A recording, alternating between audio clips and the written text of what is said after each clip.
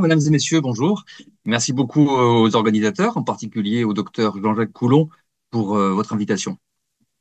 En ouverture de votre colloque, vous m'avez demandé de dire quelques mots sur le besoin actuel, de rappeler quelques principes fondamentaux sur lesquels il n'y a pas de débat démocratique possible en réalité.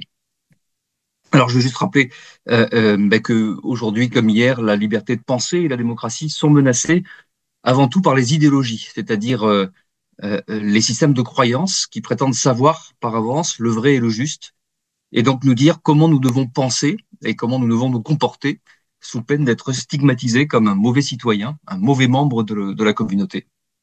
Alors ces systèmes de croyance, en quoi consistent les idéologies, il est important de préciser qu'ils peuvent être religieux ou laïques. Ça ne fait pas de réalité de différence majeure. Ils fonctionnent à peu près de la même manière, ils sont exclusifs, ils sont manichéens et discriminateurs, c'est-à-dire que on doit en être ou ne pas en être. Ils tracent comme ça une frontière entre eux et nous. Il y a les croyants d'un côté et les mécréants de l'autre, les gentils et les méchants, les bons et les mauvais citoyens. Alors chacun le comprend tout de suite si on fait référence au christianisme des siècles passés ou à l'islam actuel, mais en réalité la civilisation occidentale a produit aussi des idéologies laïques, des idéologies politiques qui deviennent au fond des religions d'État laïques. Voilà. Ça a été le cas avec le marxisme-léninisme au temps de l'URSS, le nazisme, le franquisme, le mussolinisme, pour évoquer ces régimes bien connus du milieu du XXe siècle. Mais c'était le cas aussi de l'idéologie républicaine en France, type Troisième République, et ses succédanés actuels.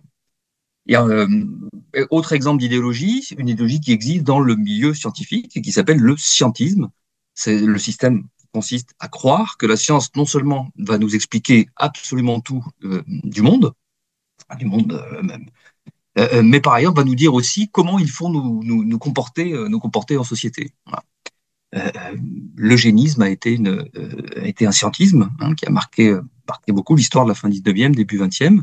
Le covidisme, c'est-à-dire la vision du monde qui a été imposée aux citoyens en Occident durant la crise du Covid, est aussi un scientisme exclusif et ségrégateur, comme toutes les idéologies, partageant le monde comme ça, donc en deux, entre les gentils et les méchants, stigmatisant, cherchant à réduire au silence ceux qui n'adhèrent pas à son discours et les discriminant de mille façons. Voilà.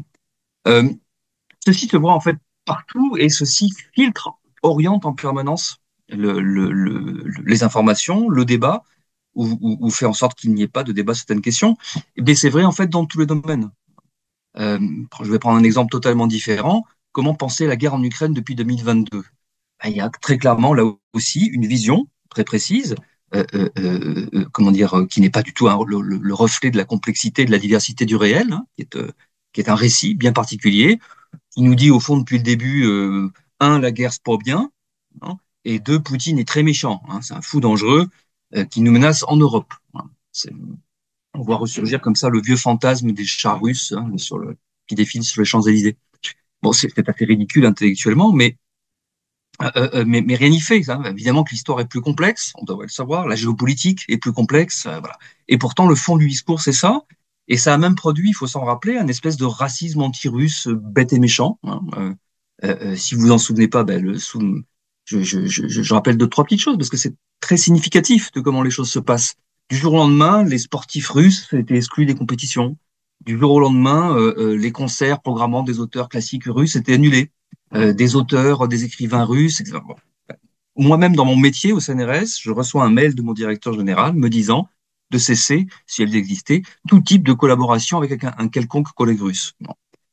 Je trouve ça, pour vous dire les choses, assez idiot parce que contre-productif. À mon avis, s'il y a des gens qui apprécient et qui désirent la démocratie à l'occidentale, c'est plutôt parmi ces personnes qui voyagent, qui circulent, très lettrées, etc., qu'on va les trouver. Voilà. Donc, sans faire comme ça du jour au lendemain des ennemis, ça me semble vraiment stupide. Alors, j'arrête là, je pourrais continuer, je pourrais montrer la façon dont on présente l'évolution politique dans les démocraties occidentales, la façon dont on interprète les résultats électoraux, montrer comment le qualificatif de populisme fonctionne de la même manière que celui de complotiste, pour discréditer par avance sans se poser des questions sur les motivations des électeurs, etc. La façon Dieu sait que je n'apprécie pas particulièrement Monsieur Trump, mais comme l'a fait le journal Le Monde, titré que son élection c'est le retour du fascisme en Occident, Ça s'appelle un point Godwin, vous savez, c'est comme traiter quelqu'un de nazi, bah, on ne peut plus rien dire, quoi. Voilà, c'est tout sauf une analyse et c'est tout sauf un sérieux vis-à-vis, encore une fois, des centaines de millions de citoyens qui se prononcent dans ce qui est censé être le cœur de la démocratie, le vote. Voilà. Alors, je terminerai en disant simplement deux choses, en rappelant deux choses très classiques, hein. La première, c'est ce besoin impérieux de penser la complexité. Voilà. Le monde n'est pas blanc ou noir, hein. Oui ou non, les gentils ou les méchants. Il faut penser cette complexité. Ça fait 50 ans qu'Edgar Morin essaie de nous le faire comprendre. Il faut se prémunir de tous les systèmes de pensée manichéens, quels qu'ils soient. Il faut accepter de ne pas tout savoir, de ne pas avoir réponse à tout, etc. Et surtout garder les yeux grands ouverts sur le réel, hein, voilà, sur les manifestations tangibles du réel. Et la deuxième chose que j'ai envie de rappeler dans le contexte comme ça de pression, voire même de censure que nous subissons beaucoup ces dernières années, c'est le droit absolu, au fond, de chaque citoyen à penser par lui-même, hein, et à ne pas nécessairement suivre le troupeau. Voilà. C'est quand même un des fondements, une des libertés, une des conceptions fondamentales de l'homme qui est apparue à l'époque qu'on appelle les Lumières, au XVIIIe siècle. Sapere aude, hein, ose penser, et le courage de te servir de ton propre entendement, disait Emmanuel Kant dans son célèbre essai sur les Lumières. Eh bien, l'idéal démocratique, c'est en effet un idéal de liberté et d'émancipation pour les individus, ainsi qu'un idéal de délibération collective et de compromis sociaux pour vivre ensemble fraternellement avec nos différences. Voilà les petites choses que nous pensions utiles de rappeler aujourd'hui. Bon colloque à tous.